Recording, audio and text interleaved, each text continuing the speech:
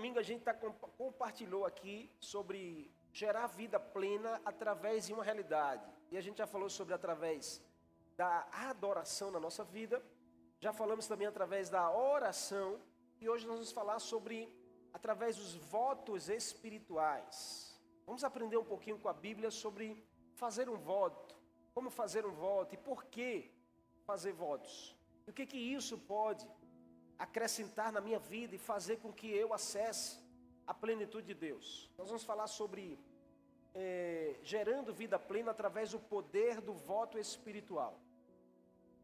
Poder do voto espiritual. Eclesiastes capítulo 5, o sábio está falando exatamente sobre tais realidades, que também se encontra no livro de Deuteronômio.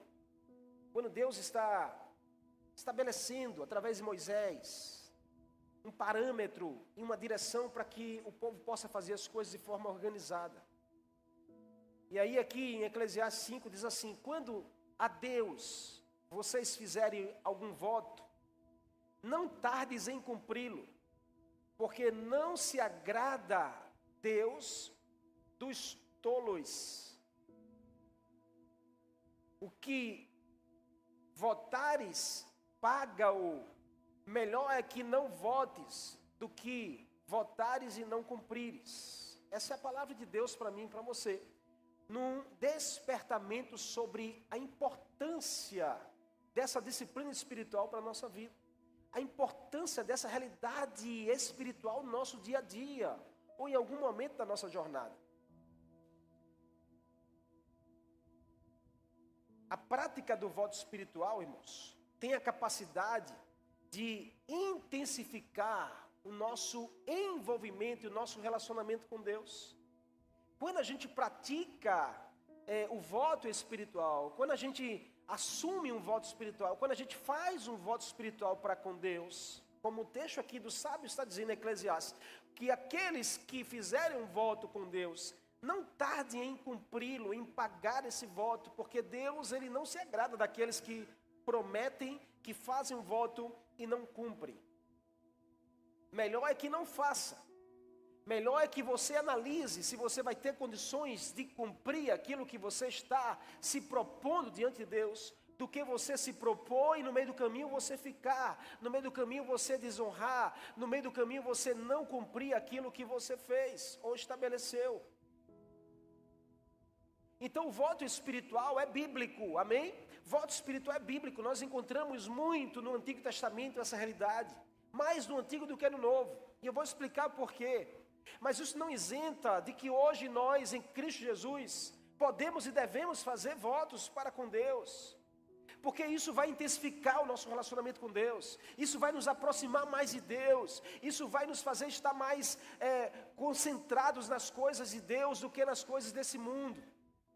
Nós precisamos desenvolver mais com essas disciplinas espirituais, que nos fortalece, que nos aperfeiçoa no meio de uma geração como essa, que nos mantém convictos de quem nós somos e o que nós precisamos fazer nesse tempo.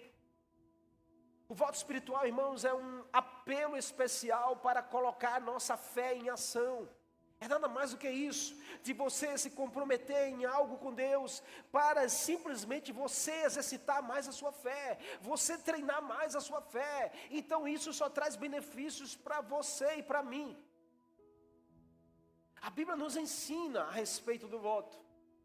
O voto na Bíblia é de natureza espontânea, porque desde o comecinho lá, que você vai encontrar homens fazendo voto para com Deus, mulheres fazendo voto para com Deus de forma espontânea, partindo do próprio coração. Não é uma obrigação, não é simplesmente porque alguém te diz, alguém direciona. Nós como igreja vamos fazer alguns momentos de consagração juntos, alguns momentos que a gente faz votos juntos como igreja, que a gente faz jejum junto como comunidade da fé, como família.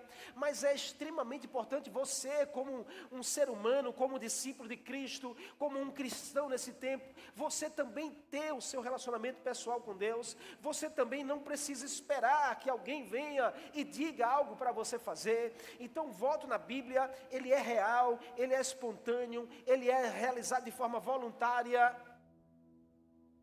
Mas, porém, ao fazer um voto a Deus, algo que você promete a Deus, decide fazer, uma vez que você faz, já não é mais agora voluntário, agora você precisa cumpri-lo para com Deus. Pastor, voto e promessa é a mesma coisa? Alguma coisa muda ali, porque todo voto tem uma promessa, mas nem toda promessa, ela tem um voto no meio. Porque o voto é um compromisso que você assume com Deus. Promessa você faz para pessoas, que às vezes você deixa de cumprir. Promessa a gente promete a pessoas, a gente promete coisas, mas nem sempre a gente consegue pagar as promessas. Mas um voto é algo mais sério do que uma promessa. O voto é algo mais espiritual do que simplesmente uma promessa que você fala de boca. Então nós podemos fazer votos que tem muito a ver com propósito para com Deus. Sim, nós devemos fazer. Não há problema em fazermos votos e propósito com Deus nesse tempo. Apesar de Deus já conhecer tudo aquilo que nós precisamos, antes mesmo da gente pedir, Deus já sabe o que a gente vai falar, o que a gente vai pedir. Mas a própria Bíblia nos incentiva a colocar diante dele as nossas petições, a nos aproximarmos mais de Deus. Mas jamais o voto ou propósito com Deus deve ser visto como uma moeda de troca, ou como você comprar um favor de Deus. Tem gente, irmãos, que faz votos determinados para obter algo. Tem pessoas que é como que uma barganha com Deus. Se o Senhor me der isso, eu farei isso. Se o Senhor fizer isso por mim, eu te darei isso. Nós só precisamos ter um pouco de cuidado, porque o seu voto para com Deus não pode ser movido por uma barganha e uma troca, mas sim por uma adoração, sim por uma necessidade de você estar exercitando a sua fé, de você estar mais próximo de Deus. Porque a própria Bíblia nos ensina que tudo que Deus nos concede não é por nosso mérito, nem é porque nós merecemos, mas simplesmente porque Ele é cheio de graça. Um voto ou propósito aceitável diante de Deus não pode ser feito com base nos nossos desejos egoístas, não pode ser feito por base da nossa natureza pecaminosa.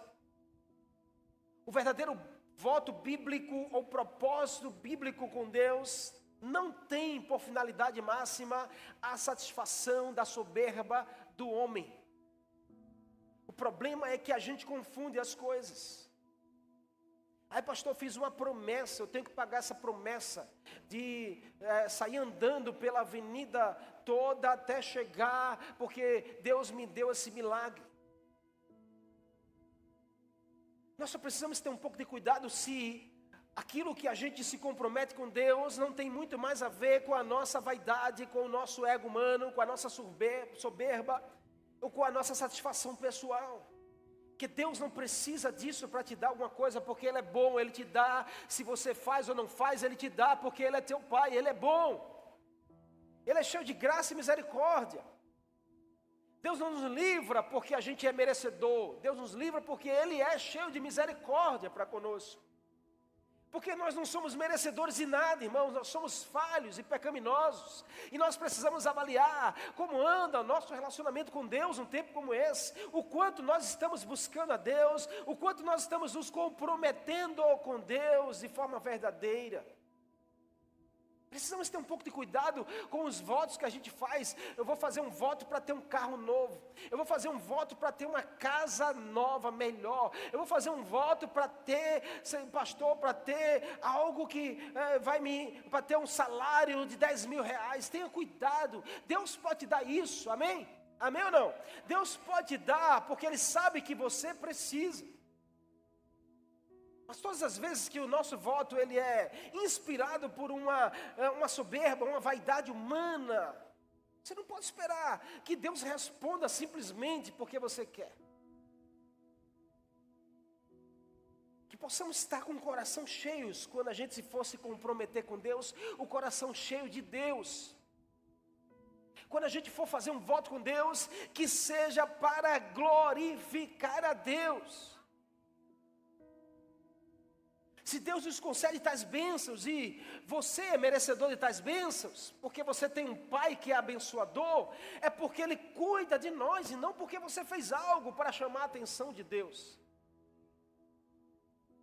Você não precisa provar o seu valor para Deus.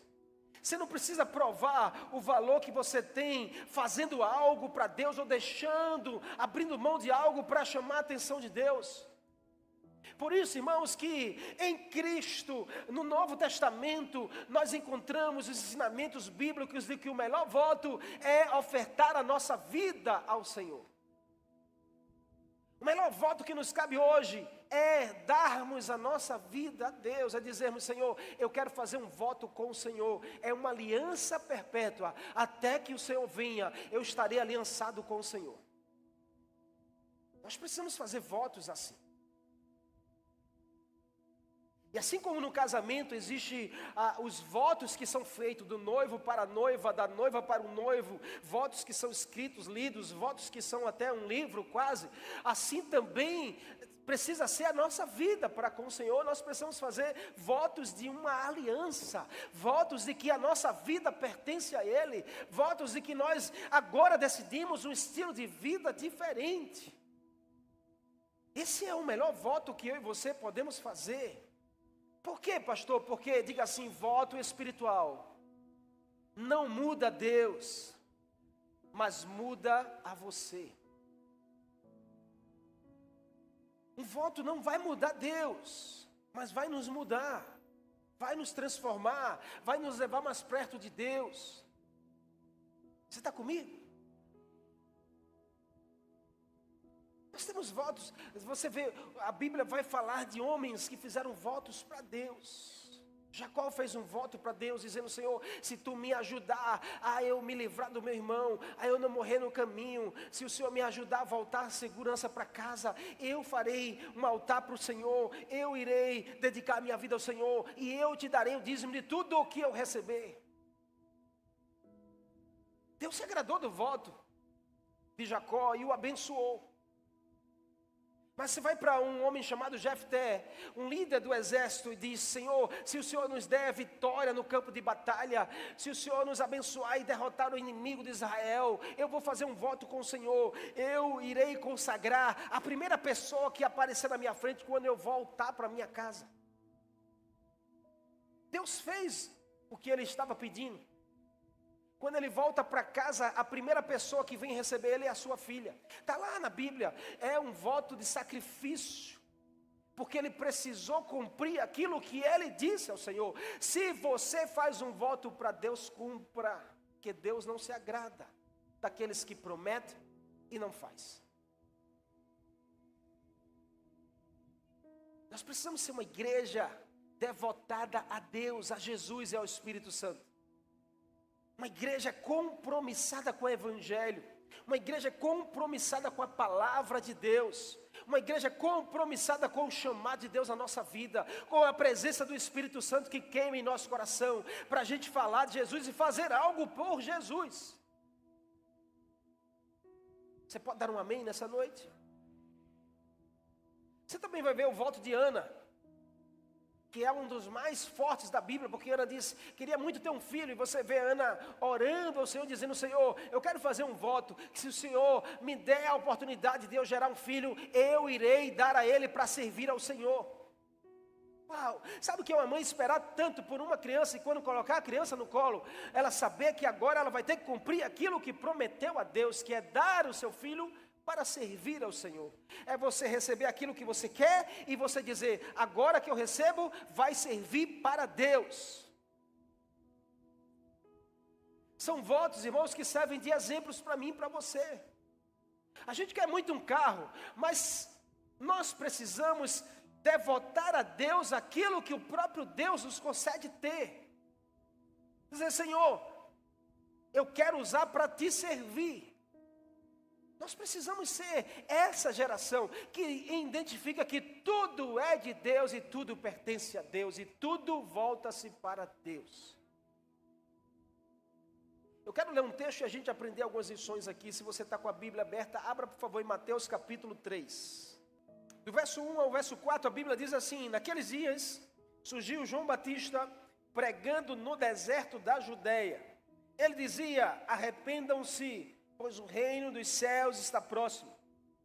Este é aquele que foi anunciado pelo profeta Isaías. Vós, o que clama no deserto, preparem um caminho para o Senhor, façam veredas retas para ele. As roupas deste João eram feitas de pelos de camelo, e ele usava um cinto de couro na cintura. A sua comida era gafanhotos e mel silvestre. A ele vinha gente de Jerusalém, de toda a Judéia, de toda a região ao redor do Jordão, confessando seus pecados, e eram batizados por ele no Jordão. E assim segue o texto. Mas eu quero que a gente se detenha aqui em algumas realidades para a nossa vida.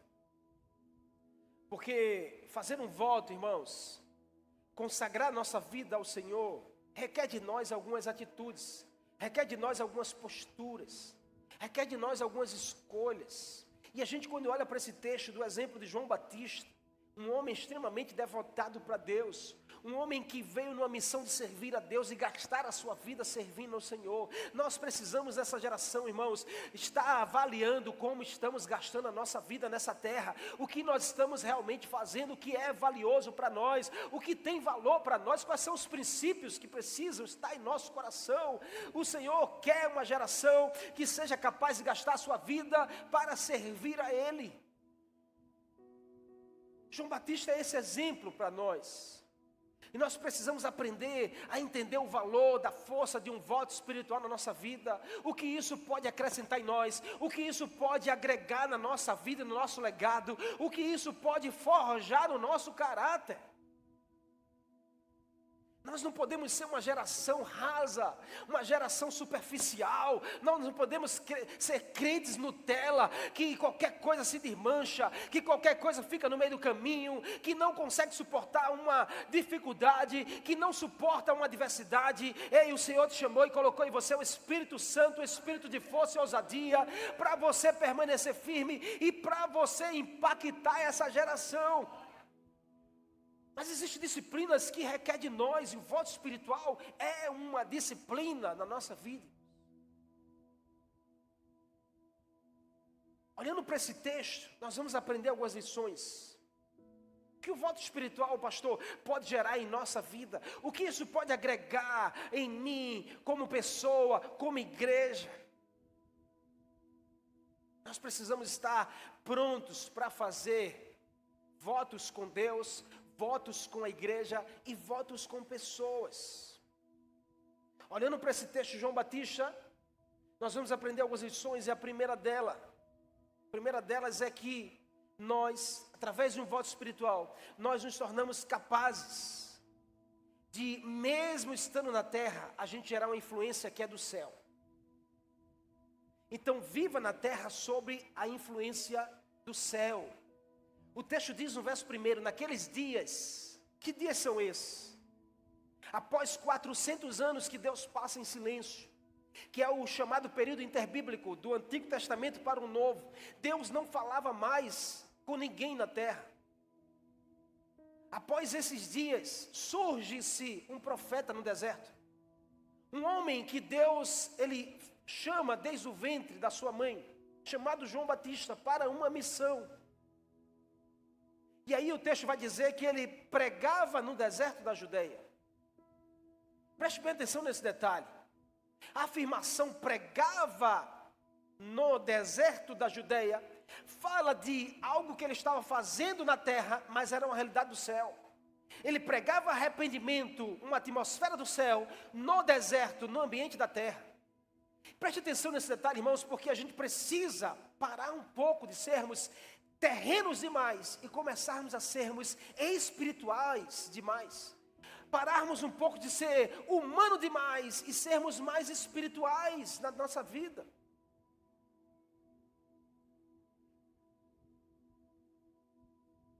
Nós queremos viver experiências com Deus, mas nós somos muito apegados a esse mundo, essa terra. Nós talvez estamos mais cheios da terra do que do céu. Nós talvez estamos mais focados na terra do que no céu. Estamos mais preocupados com as coisas da terra do que as realidades do céu.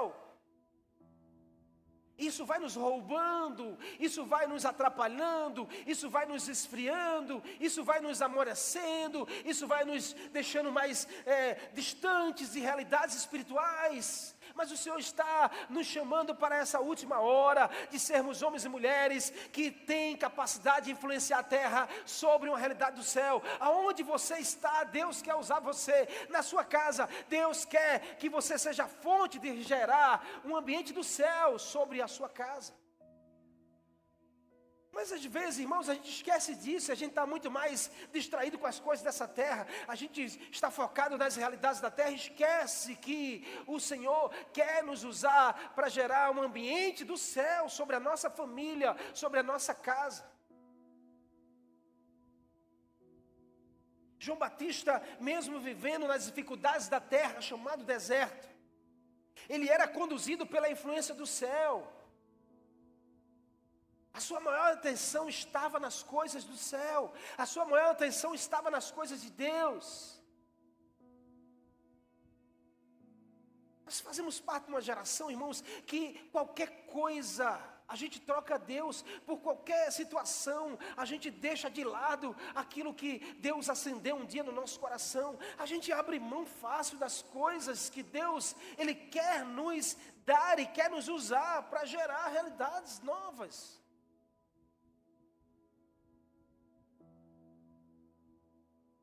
A atenção de João Batista era as coisas do céu. Ele estava no deserto, mas estava pregando arrependimento. Ele estava no mundo, mas a sua realidade, a sua missão era gerar realidades do ambiente do céu, que é capaz de transformar e mudar a nossa vida. Sabe, irmãos, o que ganha demais a nossa atenção, ganha a nossa vida. O que ganha demais a sua atenção, ganha você. Então, que tal você dar mais atenção à presença de Deus? Que tal você dar mais atenção ao céu que te espera? Quantos daqui querem ir para o céu? Ou você não está preocupado com isso? Quero te dar um conselho, comece a se preocupar com isso. Porque os dias estão breves e Jesus está voltando. E nós não podemos perder o acesso que Jesus preparou para nós no céu. Não abra mão dessa realidade, nem você, nem a sua família, nem a sua geração. Precisamos oferecer a atenção necessária às coisas do céu. Existe uma influência sobre nós, que é esse mundo, que é essa terra, que é o príncipe desse século, que é o diabo. Ele vem para distrair aqueles que estão em Cristo. Então, quando você se compromete com o Senhor, quando você faz votos a Deus, Senhor, eu quero passar uma semana comprometido com o Senhor, em todos os dias, eu estar acordando, lendo a Tua Palavra antes de qualquer coisa. Isso é um voto, irmãos, por mais simples que seja, mas vai te atrair mais à presença de Deus, vai te aproximar, vai exercitar a tua fé, vai te fazer ser mais crente no mundo como esse. Vocês estão me entendendo aqui?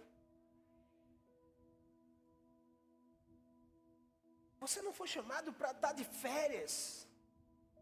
Isso aqui não é um passeio que você está fazendo, isso aqui é uma jornada, irmãos, em direção à terra prometida. É uma jornada em direção ao céu. É uma jornada em direção àquilo que o Senhor nos prometeu. Então nós precisamos fazer de tudo para que a gente não se perca nessa jornada. Nós precisamos nos esforçar para isso. Não coloque desculpas, não coloque situações que dificultam, porque João Batista estava no deserto, tinha tudo para dar desculpas, mas ele estava lá cumprindo a sua missão. Então nós não podemos descansar enquanto nós precisamos trabalhar. Você não pode descansar enquanto você tem que trabalhar pela sua vida, pela vida da sua família, pela vida dos que você conhece, pelo chamado que Deus te deu, pela igreja que você pertence. Nós somos uma igreja de trabalhadores e não de consumidores. Você não veio aqui só para consumir uma música boa, para você estar no ambiente. Você veio aqui para trabalhar em favor da sua vida, em favor da sua casa, em favor da sua geração, em favor daquilo que Jesus conquistou naquela cruz por você.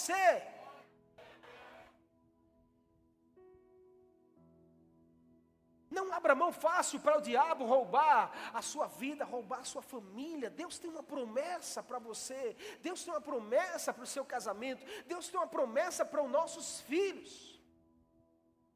O reino de Deus é um reino de trabalhadores, irmãos.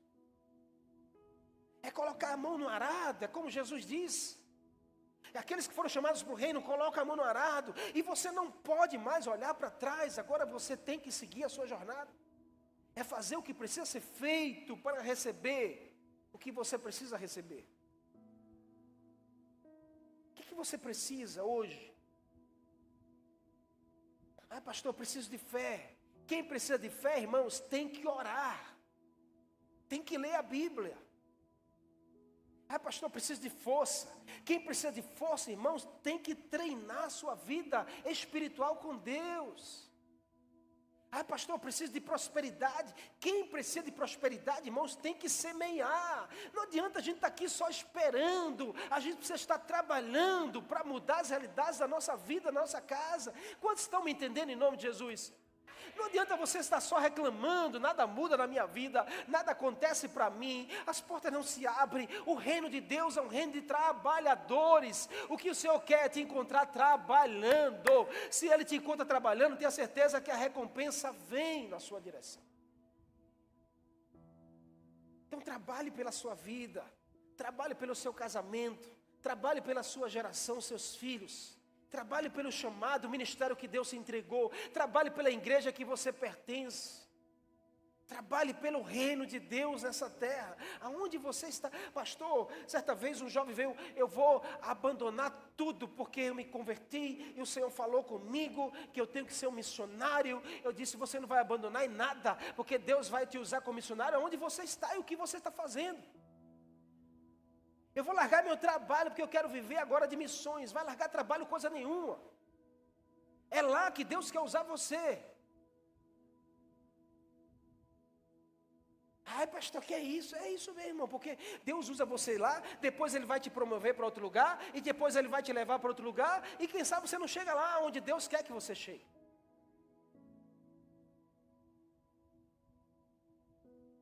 Mas eu estou no deserto, é no deserto mesmo que Deus quer usar você. Como Ele usou João Batista, Ele quer usar você também. Nós precisamos entender o valor e a força de um voto espiritual com Deus. Se você tem voto com Deus, no deserto Deus sustenta você. Se você tem voto com Deus, no deserto Deus te dá as palavras certas para você usar. Se você tem voto com Deus, no deserto Deus vai atrair pessoas no deserto para serem abençoadas por você que está no deserto. Só os que creem aplaudam a presença do Senhor, que só Ele é capaz de fazer isso.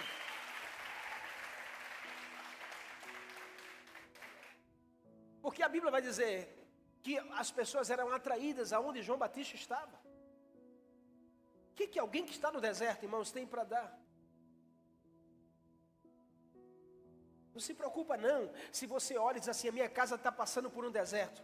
Deus vai usar esse deserto para abençoar não só a sua vida, mas também de outras famílias. Segunda lição, nós precisamos, através de um voto espiritual, aprender a gerar um estilo de vida profético. Porque o voto espiritual vai nos ensinar sobre sermos movidos por um espírito profético. Não é um espírito de passado falido, não, é um espírito de um futuro de êxito.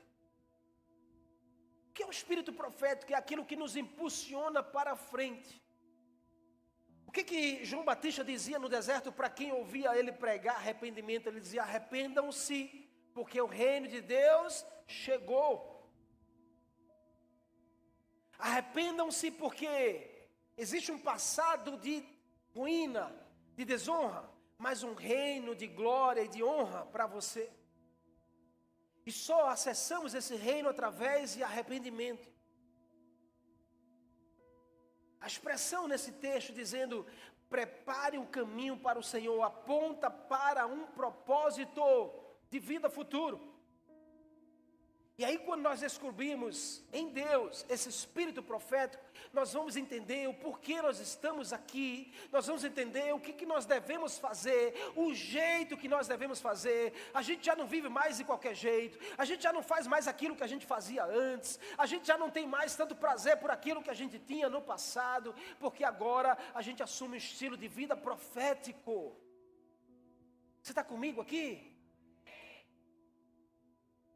Você tinha um estilo de vida largado, mas agora você tem um estilo de vida comprometido com Deus.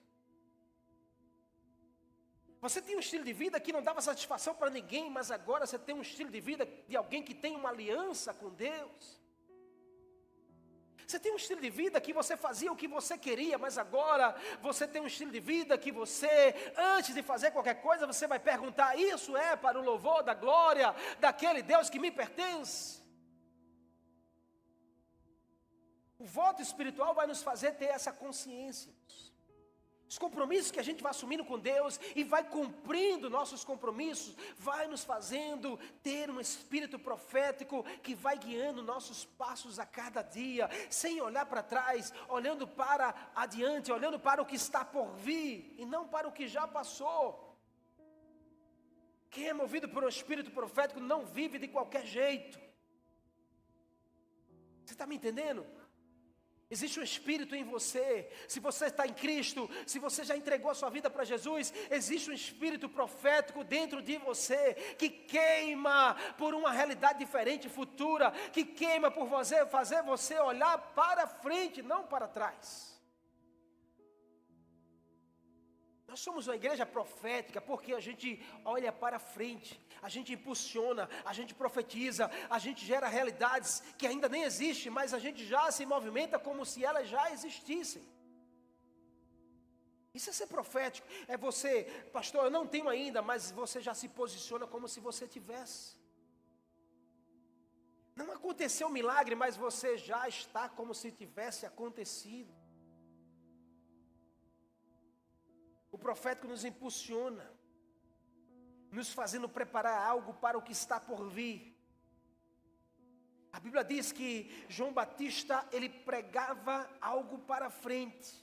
João Batista dizia, vocês chegaram aqui com uma história de pecado, de ruína, de falência, de desonra. Arrependam-se porque chegou o reino de Deus na sua vida. Chegou algo novo para você viver.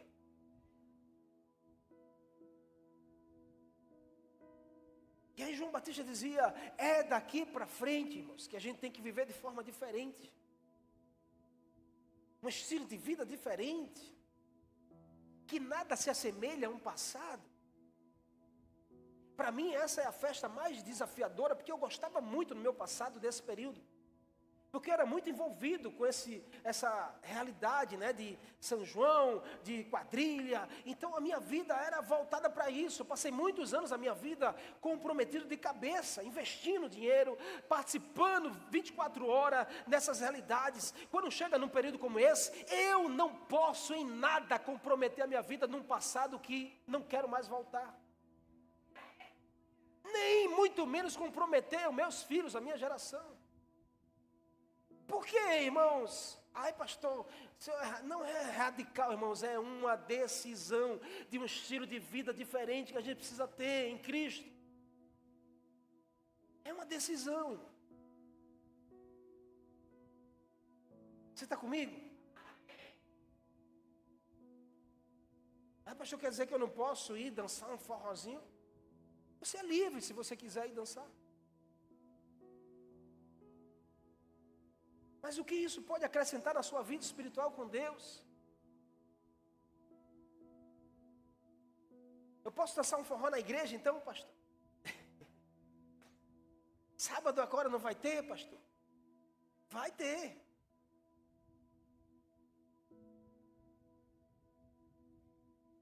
Mas nós queremos usar aquilo que Deus criou para o louvor da glória dele.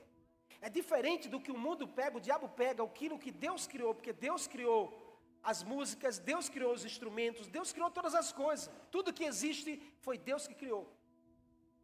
Mas o diabo pega e distorce aquilo que Deus criou e faz com que seja uma vergonha para Deus. Você está me entendendo?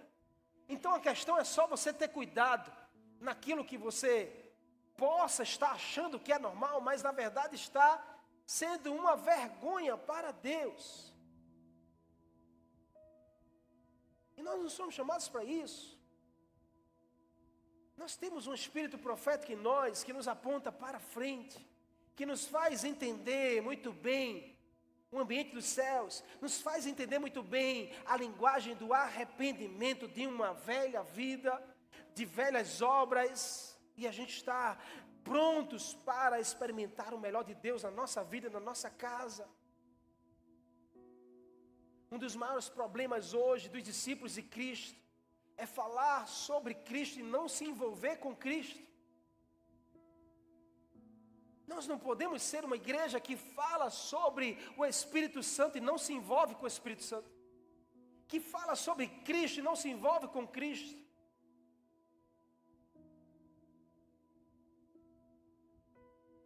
O voto espiritual nos levará a estar envolvido com o Senhor. Quanto mais você se compromete, mais você estará envolvido com Deus.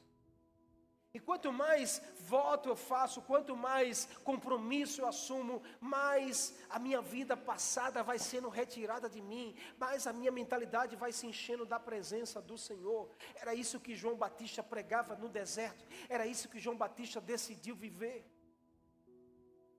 E por último, não menos importante, quando nós estamos compromissados com Deus, com a palavra do Senhor, com a realidade do Espírito Santo em nossas vidas, nós aprendemos a blindar o nosso coração da vaidade humana. O voto espiritual fortalece o nosso coração, blinda o nosso coração do egoísmo, da vaidade, de coisas que só fazem destruir a nossa vida, só faz destruir os nossos relacionamentos. O texto diz que João Batista, ele tinha roupas de pele de animal, usava um cinto na cintura que era couro de animal, ele comia gafanhotos e tomava mel silvestre. Era uma escolha de João Batista.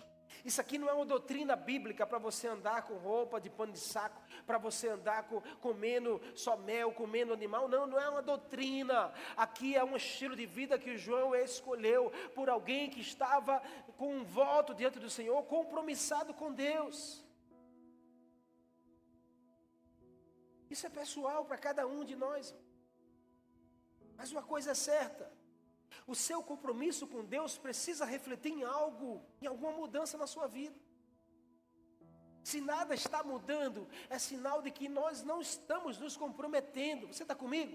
Se nada está mudando, é sinal de que nós não estamos nos comprometendo o suficiente.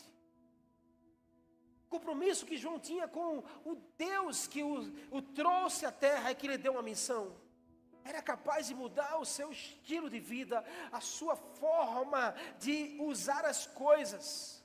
João escolheu usar tudo aquilo que Deus fazia, abrindo mão da vaidade humana, do egoísmo humano. Porque o voto, irmãos, com Deus, nos ajuda a vencer a ostentação da nossa natureza. Nos ajuda a, paralisar a nossa vaidade do ego. Nosso compromisso para com Deus vai moldar o nosso caráter, vai moldar o nosso coração. E a gente vai entendendo que, se eu tenho alguma coisa, é porque pertence a Deus e não a mim. Era essa a mentalidade que o João Batista tinha, que tudo pertencia a Deus. Quantos dos que estamos aqui olhamos para aquilo que nós possuímos e afirmamos para nós mesmos: isso não é meu, isso é de Deus. Ah, pastor, mas eu suei para comprar esse carro. Mas Deus Talvez te agraciou com um trabalho para você suar e você ter o recurso para você poder comprar algo. Quanto mais compromisso nós temos com Deus, mais nós vamos entender que tudo que nós temos ou teremos pertence ao Senhor. Você nada vai levar dessa terra. No dia que a sua ceia chegar, tudo que você conquistou vai ficar aqui. Amém? Não é assim? O cemitério é o lugar mais rico, talvez, porque lá encontram-se os maiores milionários. Mas toda a fortuna ficou na terra ou ficou para alguém usufruir. Então nós precisamos ter a consciência de que o que nós temos pertence ao Senhor. Deus nos empresta para que a gente possa fazer um bom uso disso. E um dia, talvez, nós seremos cobrados por isso. O que nós estamos fazendo com aquilo que Deus nos deu? Que é um conselho que eu tenho buscado usar para a minha vida. É olhar para as coisas que Deus me permitiu ter e eu entender que tudo pertence a Ele. Que eu não sou dono de coisa alguma.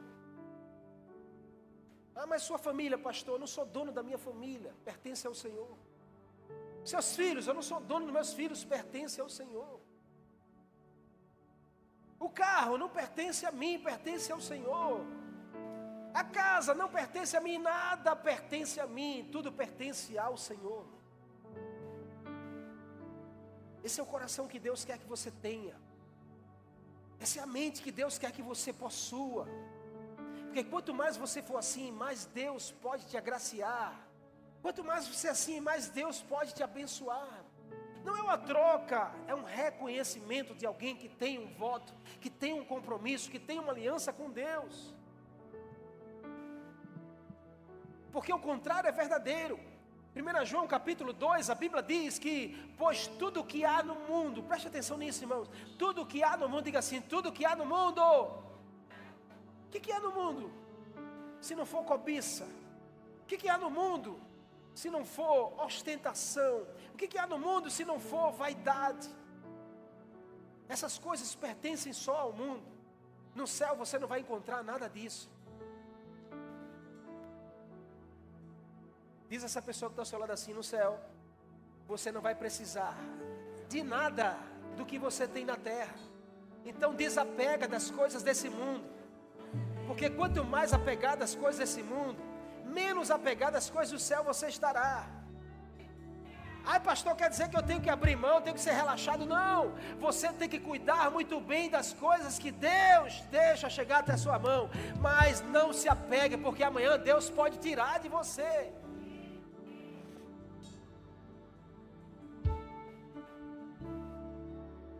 Deus não quer perder você. Deus não quer perder você. Deus não quer perder a sua casa. Deus não quer perder os seus filhos para esse mundo. Deus não quer perder a sua geração para o diabo. Deus não quer perder a sua alma. É por isso que tem coisas que Ele tira. É por isso que tem pessoas que Ele tira da sua vida. Porque Ele quer que você esteja focado nas coisas do céu e não dessa terra. Você pode aplaudir a Jesus nessa noite. Aleluia.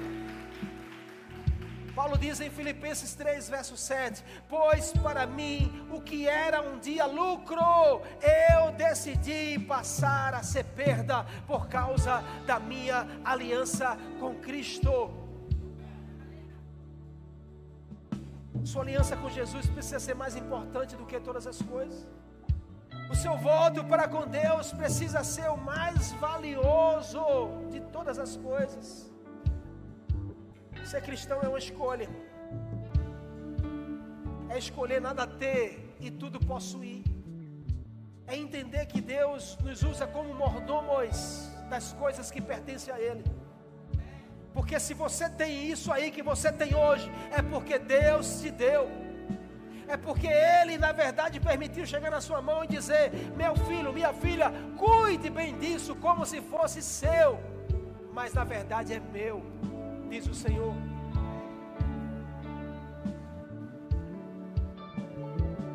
Guarda teu coração nisso. Eu quero terminar aqui contando uma história bíblica que eu sei que você conhece, de um jovem que ao nascer é feito um voto sobre a vida dele. A Bíblia chama de voto do Nazireu. Não passaria navalha sobre a sua cabeça, ele não tomaria bebida forte, ele não se misturaria com coisas de mortos, ele seria consagrado ao Senhor, e por ser consagrado ao Senhor, possuiria um espírito que o diferenciaria de todas as pessoas. Esse jovem cresce, ele se torna um homem muito forte, capaz de vencer 1000 homens com uma queixada de boi, capaz de arrancar a porta de uma cidade com as suas mãos. Mas a força não estava simplesmente naquele homem, a força estava no voto ser cumprido. A força não estava no cabelo daquele homem, a força estava na aliança que ele tinha com Deus Todo-Poderoso. A força não estava no que ele tinha e possuía, a força estava aonde o seu coração estava, na presença do Senhor. A aliança desse homem era o que o mantinha fortalecido no seu tempo.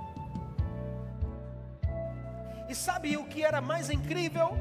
Não era nada a não ser a obediência dele, a aliança que ele tinha feito com o Senhor. No dia em que esse homem deixou uma mulher cortar o seu cabelo, ele perdeu aquilo que o Senhor tinha dado para ele. O problema não era o corte do cabelo, o problema era deixou de obedecer aquilo que Deus falou.